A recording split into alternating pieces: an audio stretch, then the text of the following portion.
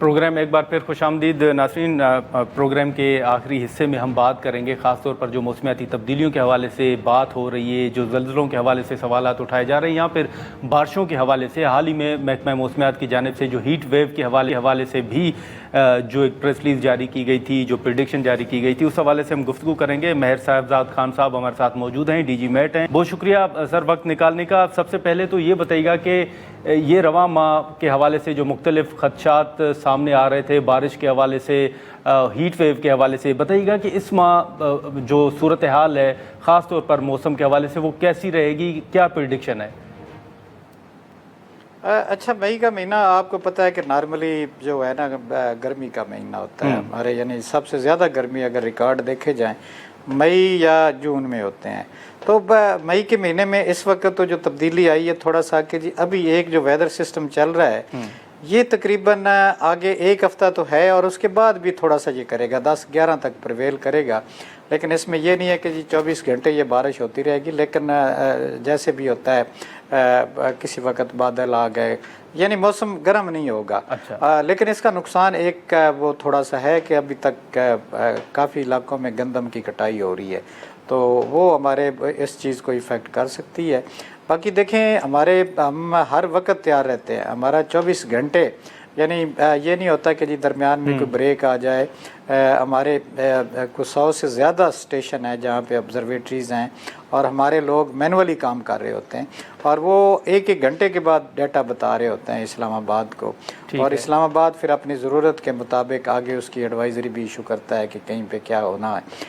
जैसे कल देखा होगा आपने कि जी एकदम वेदर बना था, लेकिन इसकी हमने एडवाइज़री दी हुई थी पहले, लेकिन जब बना है तो हमारे जो है फोरकास्टिंग ऑफिस के हमारे ड्यूटी पे अफसरान थे, उन्होंने फ़ौरन लाइटनिंग डिटेक्टर जो हमारे पास मौजूद है उनसे देख के तो मुख्तलिफ़ इलाक़ों में लाइटनिंग की, डस्ट स्टॉर्म की, थंडर स्टॉर्म की वार्निंग इशू कर दी।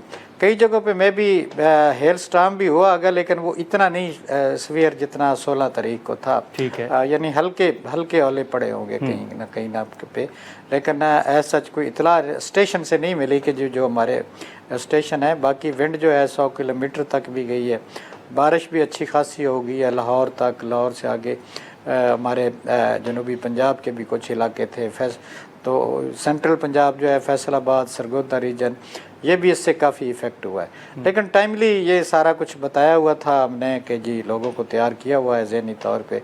फिर हमने अपनी कोशिश की है कि जी आप लोगों को भी इन्वॉल्व करके इंशाल्लाह अब हमने एक आपके साथ ग्रुप बनाया हुआ है, उसके साथ फिर हम फ़ौरन आपको इतला दे देते हैं और आपको जो सैटेलाइट या लाइटनिंग डिटेक्टर का इमेज भेज देते हैं कि ये इलाके इसके ज़ेरे असर हैं।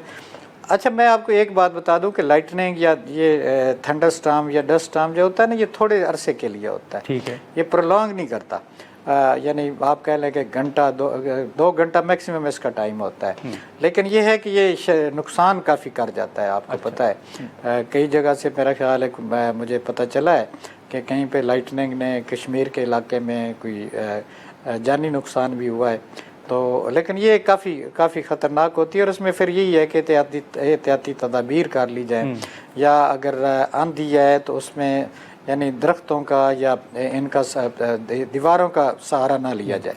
लेकिन अब अगर आप देखें तो ख़ास तौर पर अगर मैं इस्लामाबाद की बात करूं तो यहाँ पर जब बादल आते हैं तो लोग परेशान होना शुरू हो जाते हैं, अपनी गाड़ियों को महफूज बनाने के हवाले से इक़दाम शुरू कर देते हैं। आप समझते हैं कि अभी कोई इन दिनों में परेशान होने की ज़रूरत है, ऐसी कोई सूरत हाल बन सकती है? नहीं, ये अब देखें मौसम एक जैसे अप्रैल में होता है वो और किस्म का मौसम होता है, अब आगे जो है मई के महीने में और किस्म का होता है। हर महीने की अपनी वो एक लहर होती है कि वो किस तरीके से आता है। आपका जो अप्रैल का महीना है ये समर से विंटर से आप समर में तब्दील हो रहे होते हैं। तो वो जो पहले सिस्टम 2-4 आते हैं वो ज़्यादा सवीयर किस्म के होते हैं, कोल्ड एयर मास भी उसमें काफ़ी ज़्यादा होता है। तो ये चीज़ें हैं। अब आगे मौसम सस्टेन हो गया, कोई ऐसी बात नहीं है। अगर आंधी आई या कोई इस तरह का सिलसिला भी आया तो वो शिद्दत नहीं होगी, ओलों की वो शिद्दत नहीं होगी। तो मतलब ओलों के वो 16 अप्रैल वाली सूरत हाल दोबारा नहीं बन सकती? हाँ, इसका इम्कान नहीं है, ओले पड़ सकते हैं लेकिन इतना ज़्यादा नहीं है, अल्लाह ना करे, नहीं होगा, अल्लाह उम्मीद है। ठीक है, लेकिन डीजी साहब अब ये जो ज़लज़ले के हवाले से लोग परेशान हो रहे हैं और ये सवालात उठ रहे हैं कि क्यों अचानक ये वाक़यात इनमें जो है वो इजाफा आ रहा है, आपके नज़दीक क्या वजूहात हैं?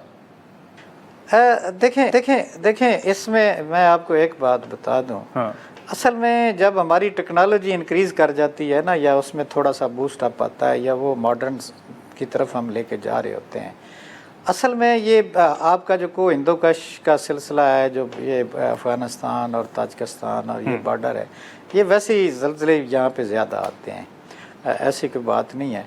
फिर असल बात जो है ना, आपने पिछले दिनों देखा होगा कि एक बर्मा में ज़लज़ला आया था 7 कुछ का। अच्छा, अंडरग्राउंड अगर कोई चीज़ इंस्टेबिलिटी भी आ जाती है ना, तो उसका असर भी काफ़ी होता है। तो वो छोटे मोटे, अब ये थोड़ी सी एक्टिविटी ज़्यादा हुई है, कोई ऐसी बात नहीं है, कोई मैं कहूँ कि जी वो जो लोगों ने। अच्छा, दूसरी बात मैं आपको बता दूँ ना, कोई ऐसे बंदा को बता देना कि जी इतने का ज़लज़ला आगे आएगा, हाँ। उस पर इतबार ना किया करें। अच्छा, ज़लज़लों की फोरकास्ट हो ही नहीं सकती। आपने वल्नरेबल एरियाज़ डिटेक्ट किए हुए हैं, जैसे हमारे क्वेटा है, या हमारा कोस्टल बेल्ट है, या इंडिया का ये अहमदाबाद के नज़दीक कोई है चीज़ें जगह हैं, और हमारे या फिर ये ऊपर जो है ताजिकिस्तान या ये वो, वहाँ पे तो जो ज़लज़ला ये सारे वल्नरेबल एरियाज़ हैं। अच्छा, मैं आपको एक बात क्लियर कर दूं कि ये ताजिकिस्तान या ये हिंदोकश में जो आता है ना ज़लज़ला, उसकी गहराई हमेशा काफ़ी ज़्यादा होती है, तकरीबन 100 किलोमीटर से ज़्यादा होती है। मतलब ये वाज़ेह है कि कोई आम शख्स जो है वो फोरकास्ट नहीं कर सकता कि ज़लज़ले के वाक़यात या इस तरह का कोई हादसा होना है आगे चल के। मैंने बताया ना कि यही तो चीज़ है ना, कि परेशान करने वाली। अब किसी ने पता नहीं वो कोई इधर सिंध में किसी ने कह दिया कि जनाब वाले जी मैं बड़ा माहिर हूँ, ये है वो है, ये सारे देखें। अब जापान से आगे एडवांसमेंट तो इसकी किसी की नहीं है ना, या दूसरे कंट्रीज़ भी हैं, चलो जहाँ पे ज़लज़ले आते हैं, जनूबी अमेरिका में भी काफ़ी ज़्यादा आते हैं, तो पेरू या इन कंट्रीज़ में तो ये पता कि ये प्रेडिक्शन नहीं होती, वल्नरेबल एरियाज़ होते हैं, वहाँ पे किसी वक्त भी कोई ज़लज़ला आ सकता है। और वो लोग जो है ना, अब देखें इस वल्नरेबिलिटी पे जो सिस्मिक की होती है, इस पे आपने अपने कोड, बिल्डिंग कोड डिज़ाइन किए होते हैं। मतलब लोग परेशान होने की ज़रूरत नहीं है, और आम शख्स जो है वो ज़लज़लों के हवाले से कोई प्रेडिक्शन नहीं कर सकता, काम नहीं कर सकता। जनाब वाली मैं आपको बता दूं ना कि ये बहुत बड़ी साइंस है, ये ज़मीन के अंदर तब्दीलियां होती हैं। हाँ। दूसरी मैं आपको बात क्लियर कर दूं, ये जो ज़लज़ले आते हैं ना हमारे ये को हिंदोकश में, वो बड़ी गहराई में आते हैं, वो कभी नहीं ज़्यादा शदीद होंगे। ज़लज़ला वही जो कम डेप्थ पे आएगा, ज़्यादा शिद्दत का होगा, तो वो ज़्यादा होगा। तो ये चीज़ें जो है ना, ये लोग ऐसे वो खामखा ये रात को देहातों में, एक देहात में ऐलान होता है, फिर आगे चलते जाते हैं, पूरा वो इलाका या ज़िला या आगे फैलते जाते हैं। ऐसे ही वो झूठ बोल के लोगों को परेशान कर देते होते हैं कि जनाब अली जी घरों से बाहर निकल जाएं जी, इतनी शिद्दत का भी उनको कैसे पता है, हम जब बैठे हुए हैं। अच्छा, दूसरी बात ये है ना कि मैं आपको एक और बात, आपने कहा ना कि ज़्यादा ज़लज़ले आने शुरू हो गए। हाँ। पहले कुछ शिद्दत के ज़लज़ले हम मैयर ही नहीं करते होते थे, अब तो 0.5 का भी हम जो है ना वो मैयर करते हैं, और वो फिर मीडिया को चला जाता है। हाँ। तो इससे भी लगता है कि जी ज़्यादा आ रहे हैं। बाकी ज़लज़लों की शिद्दत हुई है, कोई ऐसी बात नहीं है कोई हम कहें कि जी ये ज़्यादा बिल्कुल बढ़ गई।